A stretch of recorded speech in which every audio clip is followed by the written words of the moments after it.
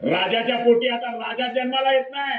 Doctor Babasaheb आंबेडकरांनी भिल्लाला सुद्धा एक मत द्यायचा अधिकार दिलाय आणि टाटा बिर्लाला आणि अंबानीला सुद्धा एक मत द्यायचा अधिकार दिलाय।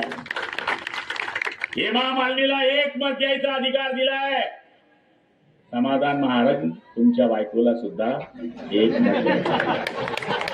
त्यामुळे मतदानाच्या दिवशी तुमची बायको हेमा मालिनी आहे। विरोधाचा भाग सोडा, पण मतांचा जो परिणाम आहे, एक मत देण्याचा अधिकार टाटा बिर्लाला आहे, एक मत द्यायचा अधिकार हा अंबानीला आहे, एक मत देण्याचा अधिकार नटनट्यांना सुद्धा आहे आणि एक मत द्यायचा अधिकार आपल्यासारख्या झोपडीमध्ये राहणाऱ्या माणसाला आहे। म्हणून राजाच्या पोटी आता राजा जन्माला येत नाही, राजा आता मतपेटीतून जन्माला येतोय। डॉक्टर बाबासाहेब आंबेडकरांनी आपल्याला घडून दाखवलेलं आहे।